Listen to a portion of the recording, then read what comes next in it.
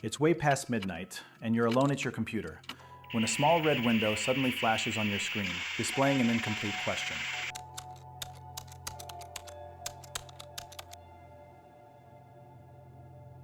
You frown and click the X to close it, but it just keeps coming back, adding more letters each time. Eventually, it spells out the full question.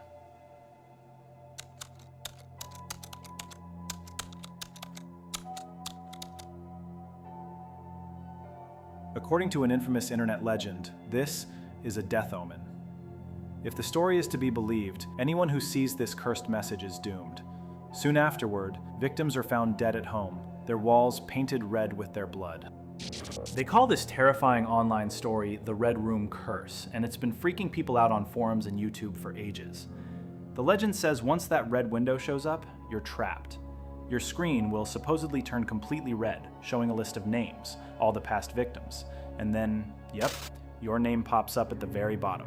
By the next morning, the legend claims, you'll be the newest victim, found dead in your own red room, with blood splattered everywhere. This scenario reads like a creepypasta, but what makes the Red Room Curse especially unnerving is how it blurred the line between fiction and reality. Over the years, countless people online have claimed the curse is real.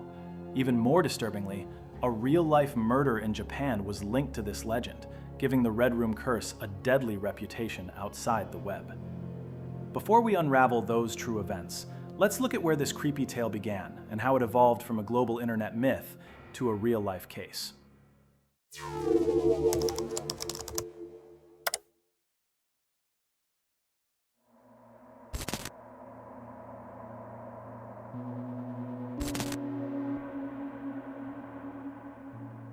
The Red Room Curse legend first emerged in the late 1990s in Japan, at the dawn of widespread internet use.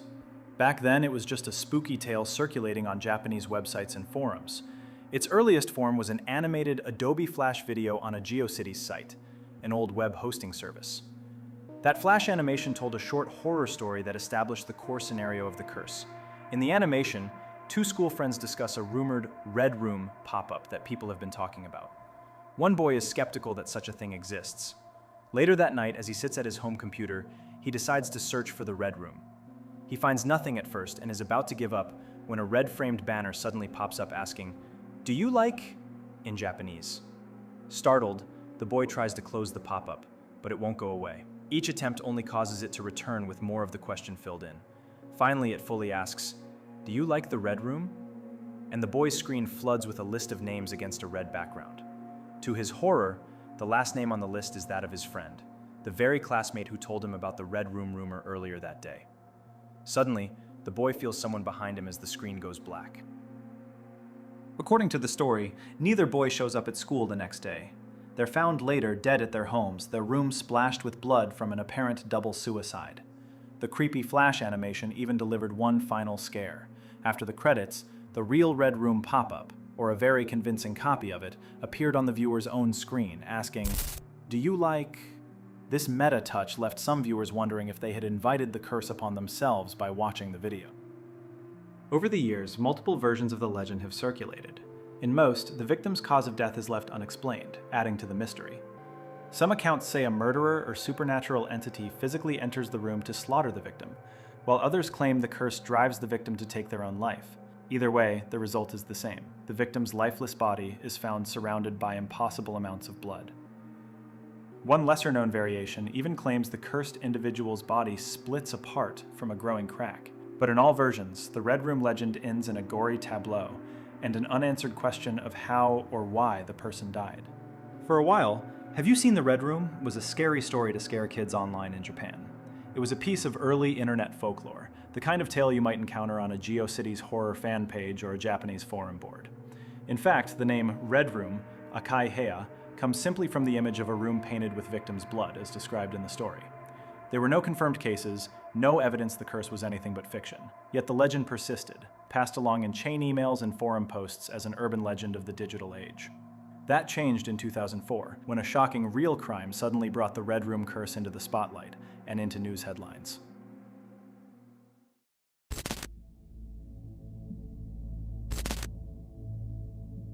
On June 1st, 2004, a gruesome murder in the city of Sasebo, Japan gave the Red Room curse its infamous real-world connection. That day, at an elementary school in Sasebo, an 11-year-old girl lured her 12-year-old classmate, Satomi Mitarai, into an empty classroom. In a crime that stunned the nation, the 11-year-old attacked her friend with a utility knife, slitting Satomi's throat and cutting her arms. The young killer then calmly returned to her homeroom, her clothes soaked in blood. Teachers and students were horrified. The media dubbed the incident the Sasebo Slashing, and since the perpetrator was a minor, she was referred to only as Girl A in press reports. Online, she earned the nickname Nevada-tan because a photo of her in a University of Nevada sweatshirt circulated on forums. What does this tragic child crime have to do with the Red Room curse, you ask? During the police investigation, it emerged that Girl A was fascinated by horror stories and disturbing online content. Authorities found the Red Room flash animation bookmarked on her home computer. In some reports, the girl even mentioned her infatuation with the Red Room when questioned. This detail seized the public's imagination. The urban legend of the Red Room was linked to a real murder committed by a child, and sensational news stories implied the curse, or the creepy video, might have inspired her crime. One newspaper called the Red Room a death-themed flash animation, and noted that Girl A was a fan of it, using it to support theories about violent media corrupting youth. Indeed, a Japanese psychologist controversially cited the Red Room case while arguing that excessive gaming and internet use could damage young minds. In hindsight, the girl's motives were more concretely traced to personal issues. Satomi is reported to have posted mocking comments directed at Girl A, referencing her weight, calling her goody-goody, and possibly other mild insults. These posts angered Girl A, who later told lawyers, "I didn't think what she wrote was funny, so I called her out. I meant to kill her." To make it worse, the crime had details that felt ripped right from the story. The schoolgirl killer had painted symbols on the classroom wall in blood during the murder, according to some reports, literally creating a red room. And just like the legend's typical victim profile, a young person who spends a lot of time online, Girl A maintained a personal website/blog where she shared her morbid interests. On that site, she had posted fanfiction and gore stories. All these details fed the notion that the Red Room curse had somehow jumped from fiction into reality. Regardless of her motive, from that point on, the Red Room story was no longer obscure internet lore. It became one of Japan's most notorious urban legends, and that crime's legacy is entangled with it. The flash animation itself became infamous. It was removed from its original host, but copies have survived on the web, even YouTube, for the curious to find.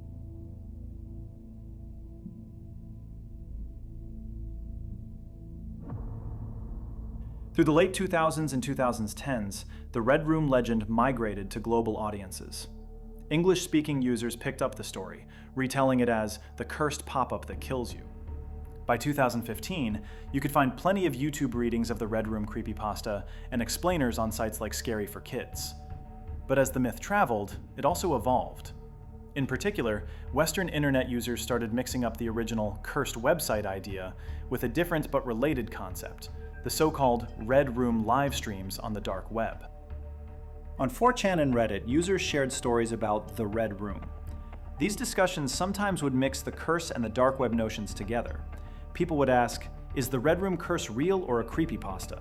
And get answers explaining the Japanese origin and the Sasebo murder connection. Others were more interested in whether actual Red Room live murder sites exist on the deep web. This led to a number of alleged Red Room encounters being posted online. These first-person accounts read like modern horror stories, and most likely, that's what they are. Yet they're often presented as true experiences. Take this one from 2006 from a Reddit user named Droden. He said he found this hidden corner of the dark web with a creepy thread. Red Room going live soon, complete with a special link. Of course, Droden, being curious, clicked it.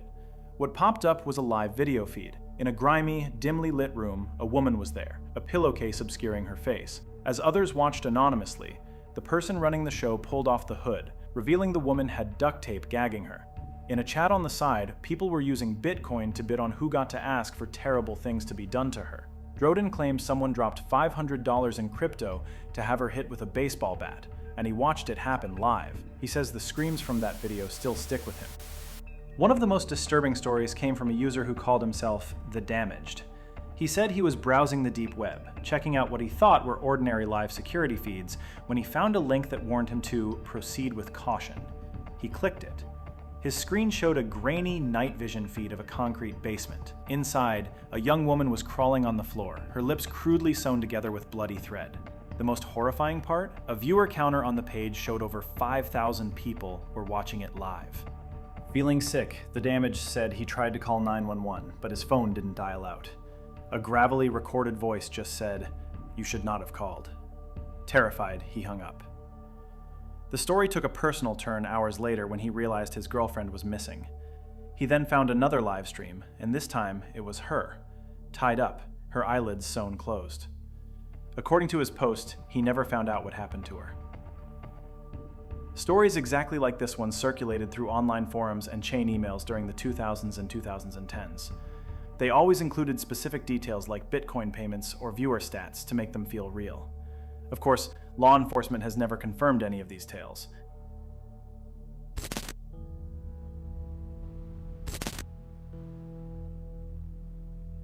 The vast majority of Red Room livestream tales involve the Tor network, the Onion router, which is the anonymizing network used to access hidden .onion sites.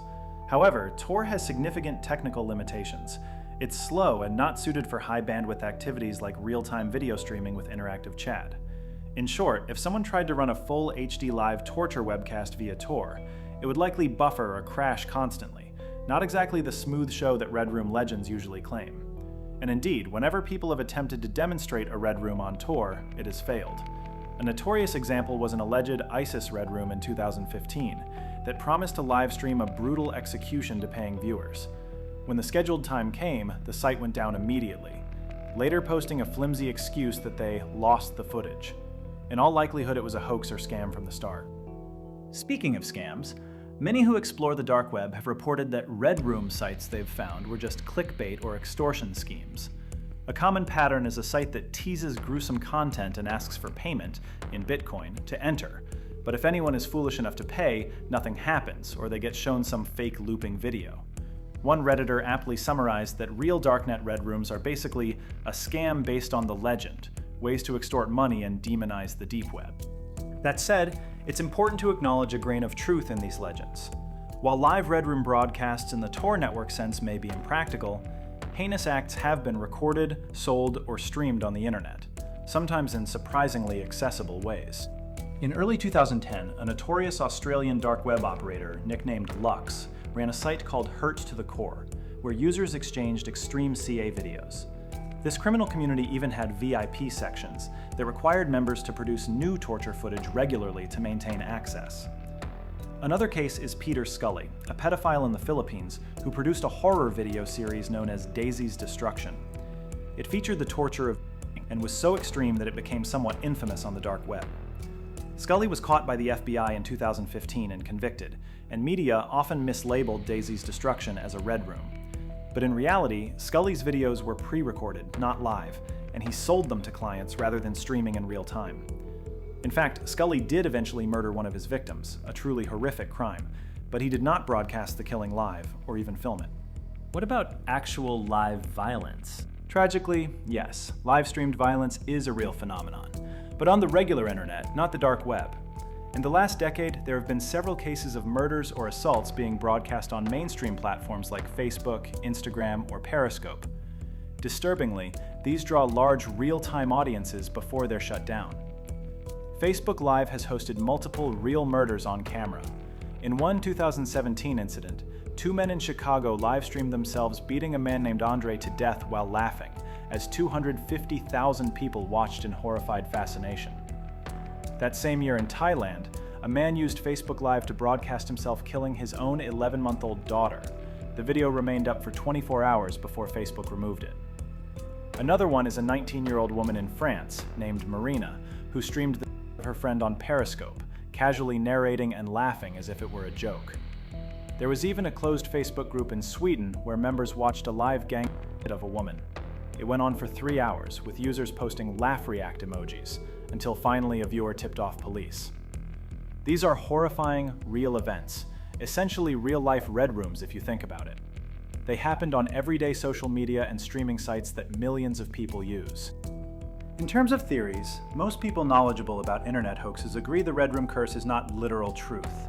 It's a creepy story that accidentally became famous due to the Sasebo link. The consensus is that there isn't a demon pop-up killing people, nor a secret cabal streaming murders for Bitcoin. Those are modern folklore. However, within the horror fandom, there are always alternative speculations. Some like to imagine the Red Room Curse might be a hacker or serial killer who finds victims via a virus link, a more realistic take, where the pop-up is just bait used to locate and kill targets. Others half-jokingly suggest it could be an AI-driven curse or some government experiment. On the flip side, there's a theory that every supposed Red Room link on the dark web is actually a honeypot by law enforcement. Basically, traps to catch people with violent urges. In the end, the Red Room Curse remains a fascinating blend of urban legend. New sightings or twists still pop up from time to time. Some recent tales involve VR headsets or AI-generated torture scenes. Red Room Curse asks if we like the horror it presents, and the fact that the legend persists is, perhaps, our answer.